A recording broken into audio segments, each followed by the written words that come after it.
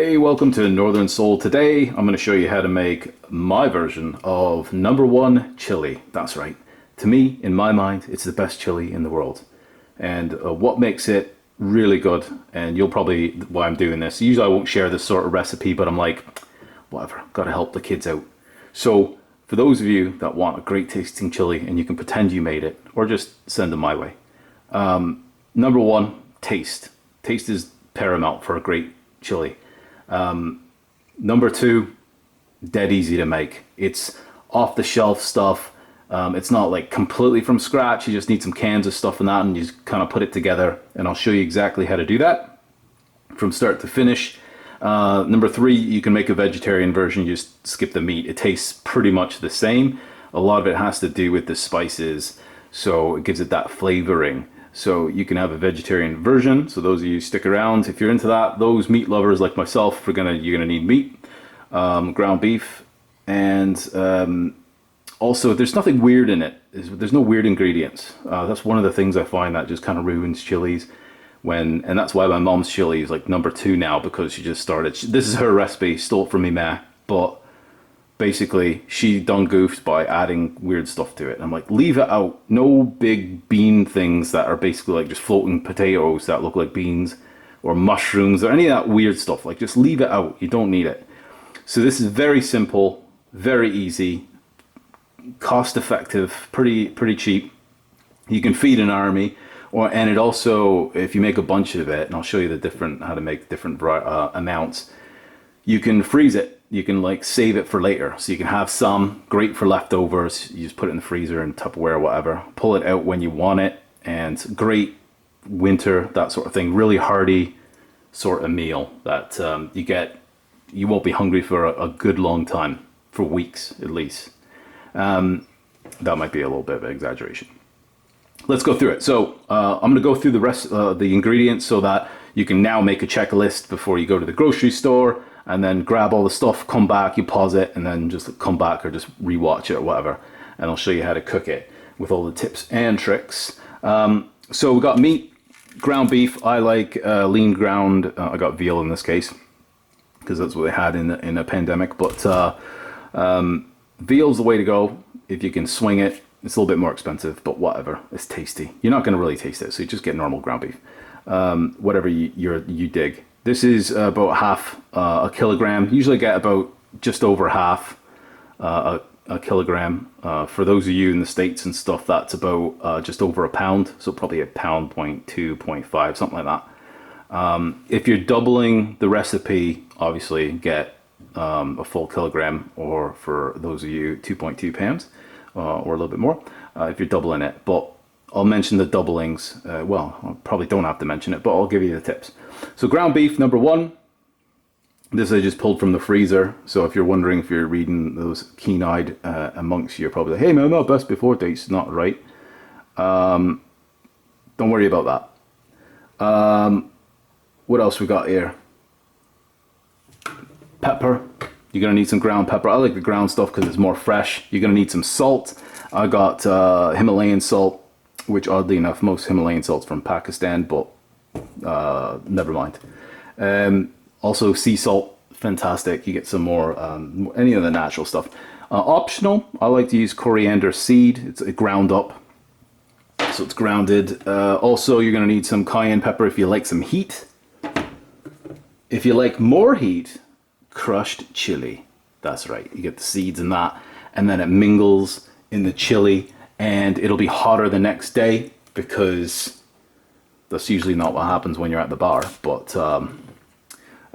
ground cumin, this is going to be paramount. That's where we're going to get the smokiness of the chili. So a lot of that, and paprika, because as you do, you're going to get some taco seasoning.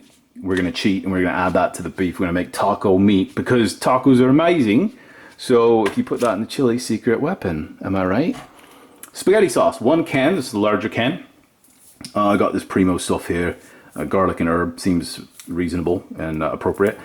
I tend to go for the cheaper stuff, because it just, for some reason with the chili, it just tastes better. So don't go fancy pants on this. Save that for your spaghetti. But for the chili, the cheaper stuff is actually tastier. So Don't make the mistake of upping it and making it all luxury. This is not one of them times. This is why McDonald's is so good. They're tasty, not necessarily. So you get me. Salsa. I've got a half a jar here. If you're doing a doubling, obviously get a larger jar, but medium. Depending on what kind of heat you want, doesn't matter. You can have mild. Doesn't matter. It's a salsa you want. You can get organic, whatever you want. That's what I have on hand. And beans. So beans, of course, nothing weird. This I got Heinz original beans. I usually stick with something like, I don't know if Libby's got bought it by Heinz or whatever, but it's Heinz is what I stick with in tomato sauce.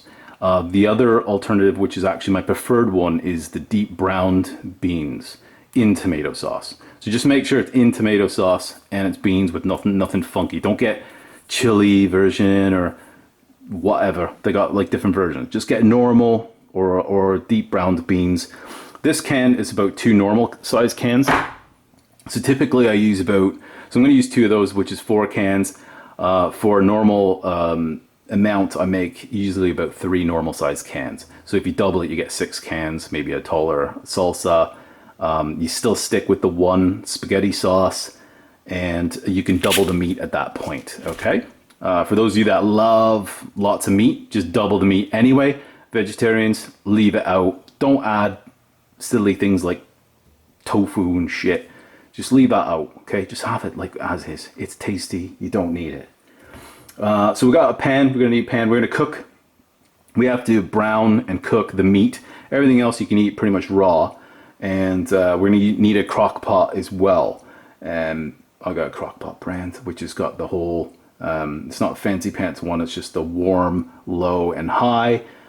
Typically, I'll get to that in a minute. But you're gonna need a crock pot, or you can have a big pot where you can put it in and put on a slow boil, where it's like simmery. You don't want to really cook it like crazy. You just want them to mingle. So that's why a crock pot's perfect. Those of you with what are those little pressure cooker thingies, instapots, put yours on crock pot mode for this if it's big enough. So we've got the pan pretty hot. It's warmed up, and I'm just going to start with. I'm going to show you how to fry it up and get all that fun stuff. I'm just going to move everything over. Come join me. Okay, so here we go with the packaging. And bleh.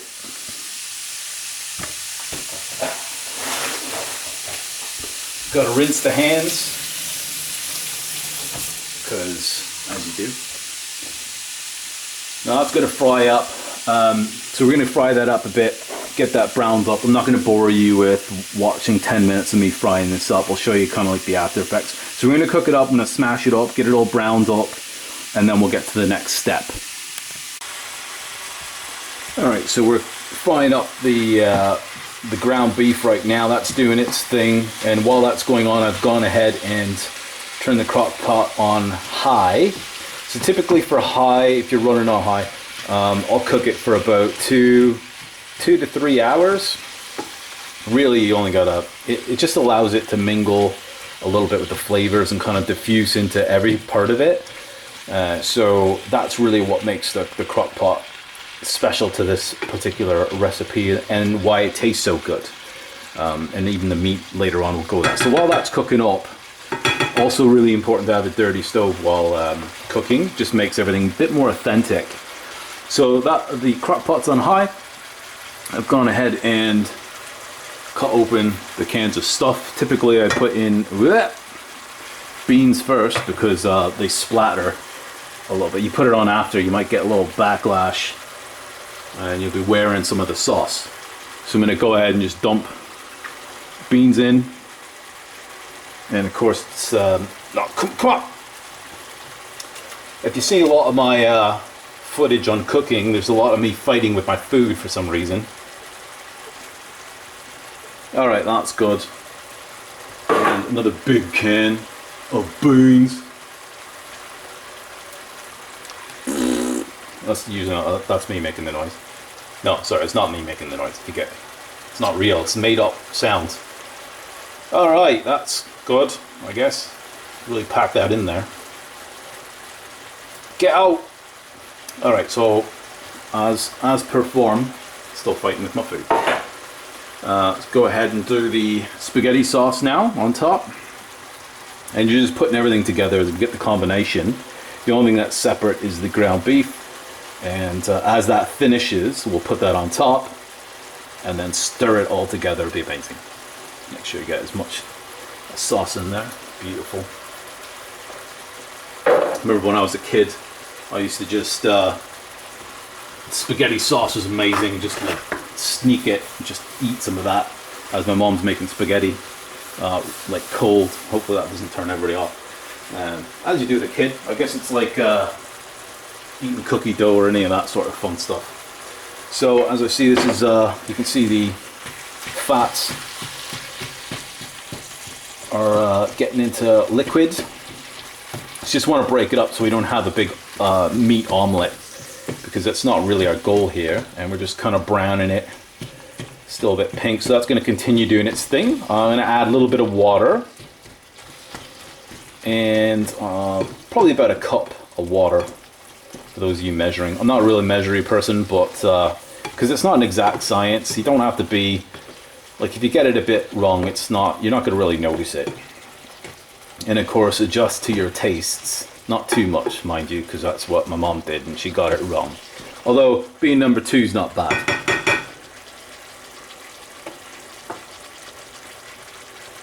And then from here we're going to add the taco spices. I'm just going to add that in there, just to make sure I don't spill any of it. Oh god, it's one of these ones. Got to cut it with some scissors.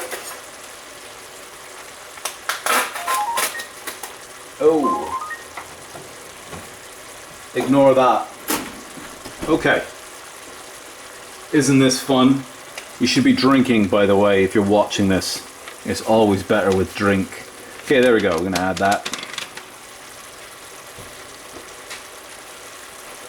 Beautiful. And then just a touch. Now I can see there's a lot of fat in there, so what I'm gonna do is just add a touch of water. Not even a cup at this point, probably like half a cup. I'd say tap water, but tap water is gross. If you've seen my thing on how clean tap water is, if you haven't, go check out that video, but it is nasty. Anyways, there's a little bit of water there. Just want to create a bit of a broth, sort of like a soup, so it can boil in it. God. Beautiful. And let's get that stirred in there.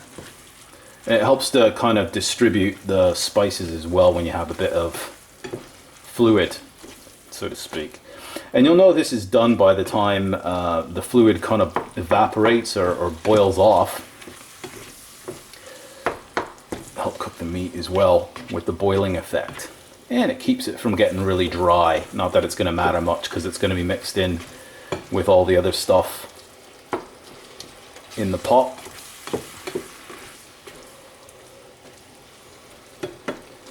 Break it up into those little nuggets, because you don't want big chunky pieces. You want to spread it out, especially if you're only doing one package of meat.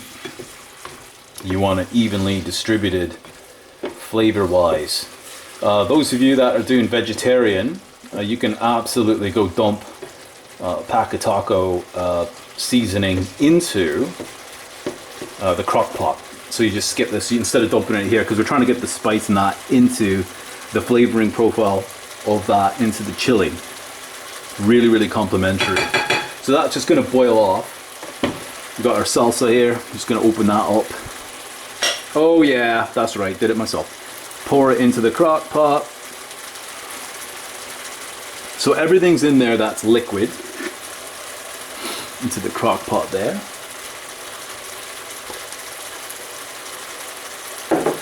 All we've got left is spices, and we might as well go ahead and do that. And I'm going to bring that over so you can see it a bit better. We're going to start dumping some spice. I'm going to show you how much I put in, because I don't measure it. I just kind of coat it depending on basically how much is in there. So this is about half a pot of food. Just kind of leave it on top. Doesn't really matter. Get off bean. Okay. So I'm gonna kind of measure in my head how much is probably like that deep and all that round, and I'm just gonna coat kind of the top of it with the salt and pepper Doesn't matter the order, it's all going to blend in together anyways. So salt first, quite a bit. You're going to want to check it after about 2 hours or so. If you put it on low, it's about, I have it usually for about 3 to 5 hours, just so you know. High, 1 to 3 hours. So a bunch of salt. Himalayan salt I find is less salty, less savory, I guess is the saltiness. And you want to add a bit, and then you're going to check it about an hour in, 2 hours in, to see how salty it is. If you feel like it doesn't have enough flavor, like it's not jumping out and you're getting that really nice flavor profile, add more salt. So that's the tip on that. Brings out the savoriness of it. So pepper, I love pepper. So for me, it's like cake it on, right? So fresh pepper, grind that on there. I want to know that I've got quite a bit of pepper on there.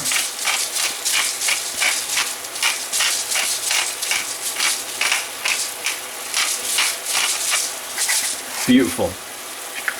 Quite a bit on there. Like I said, pepper to taste. A lot of the seasonings to taste. Some you're going to need more than others. Coriander seed. So I sprinkle a pretty healthy dose of that on here. Not crazy. It's probably like half a teaspoon of coriander. There we go. It looks like a lot on the top because it's coated, so I just kind of eyeball it. Paprika, probably about the same, like half a teaspoon.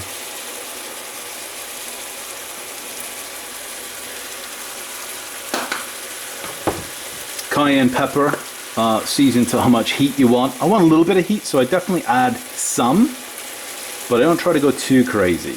Because if I'm making this for other people, like other people are going to enjoy, I'll put less in because then it's more accessible to more people. If it's just you, obviously go nuts. Like, oh, some cayenne pepper went up my nose, so I'm going to sneeze. Okay, so that's good enough for that.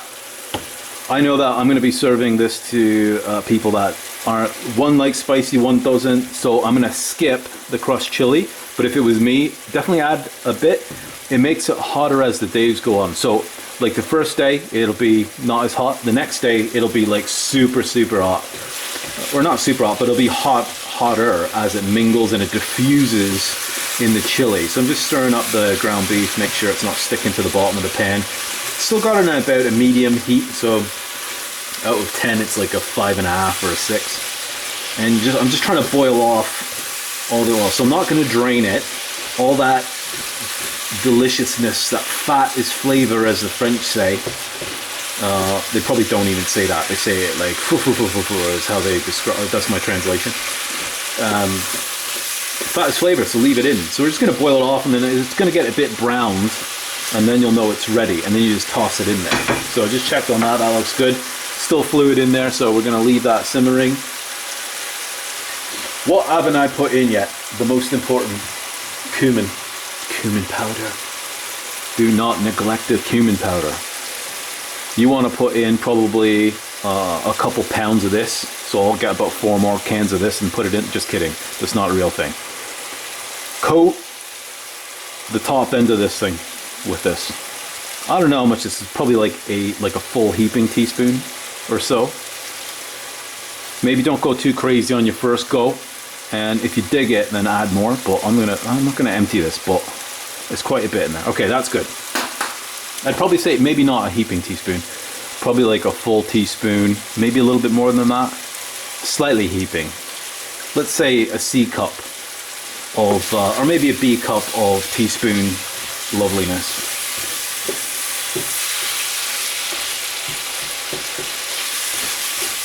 That's getting there. Oh, there's hardly anything left. You get that nice little brownness at the bottom, that sort of like a molasses coat there. It's getting a bit snappy on the frying. Oh, I feel like I should be drinking. I shouldn't be sober while doing this. Anyways, it's early in the morning. I'm doing this for you kids, so hopefully you enjoy it. It smells wonderful. I was going to say wonder bar, but let's not get too multicultural, if you get me.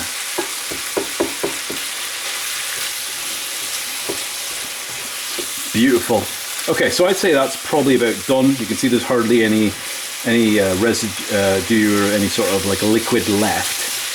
You don't want to burn the meat. You just want to cook it, have a nice coating. So we're going to turn the oven off, or the stove off. Always a good idea, turn the stove off. Unless you hate your place. Just kidding, don't do that. And we just pour it on top like that. Beautiful. All of it goes in. All of it. Now if you're doing, I have a normal size pan here, but if you're doing doubling the recipe, you're probably going to need to do 2 cooking. So I did the 1, and then I would go and cook another one the exact same, dump it on top. But you need a pretty big crock pot for that. Like I said, usually I add a little bit more salsa, maybe double up on the salsa. If you're not a huge fan of salsa, just add, like I said, 6 cans, regular size cans of beans will do you. And you can see that would top it up pretty much. So this is about 4 cans. You'd add 2 more cans and maybe a bit more salsa if you want. And then double the meat is how I would do it. So I'm going to blend this in together, and you're going to see it mix. And once you stir it in, you see the consistency. I find that ratio of meat is good, where you see the little bits of ground beef mixed in. I don't want it where it's like basically you're eating sloppy Joe minus the I guess you could make sloppy joes with this, whatever, like a sloppy Joe minus the bun sort of thing. We're not doing that. We're making chili. So you can see that's a really good, if you can, hopefully your eye def or whatever, you can see the ratio is really good. The texture, it doesn't look fancy, but this is cowboy style, and I mean real cowboy. Don't mean the ones that wear like mesh shirts and stuff like that, if you get me. So you're gonna just stir it right up real nice and good. If you have it on high, definitely come back once in a while to stir it up. I can't do the Bob Marley song because it'll get hit for a copyright strike or something like that. Stir it up, make sure the bottoms, if you have one that cooks really hot, it'll tend to burn on the bottom, so just watch it. In that case, if you've got a really stupid hot one, just put it on low instead of high. But just come back once in a while and stir it.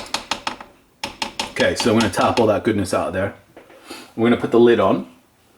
And that's it. I'm going to come back in about an hour, and I'm going to sample it. So get the spoon out, put it in your mouth. Don't burn your mouth. And give it a try. And if it's missing something, like there's not enough smokiness or whatever, then I'll add cumin. If there's not enough pepper, then I'll add a bit more pepper. And if it's not kind of hot enough or whatever, you can add a little bit more of the chili. Don't get too carried away. You might want to go more cayenne, like ground cayenne. And obviously salt, if it's not savory enough. So that's the things to watch out for. So I'll just be back in a moment, and we'll see how it's cooking. Alright, it's been about 2 hours, and I'm just going to check it. So I'm just take the lid off. And you're going to want to stir it. You might get a bunch of fluid, or like just like water off the top, and just stir it up real good, mix it up, let everything mingle.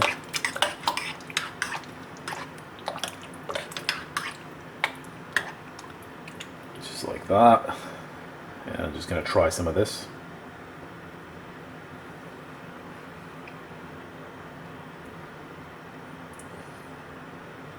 Yeah, it's got all the flavors are there. Maybe a touch more salt. But I have to be careful because the flavors will enhance as it goes. So it's like subtle while you're cooking it, and then after, when it cools, or you have it later on, it intensifies. So don't go too crazy on adding too much flavor. Otherwise, you could overdo it and end up too salty or something like that. So just watch out for that. Otherwise, this has been how to create #1 chili, at least according to me. Just want to thank everybody for watching. More videos coming all the time, so keep subscribing, keep watching, and we'll have more videos out very soon. Thanks.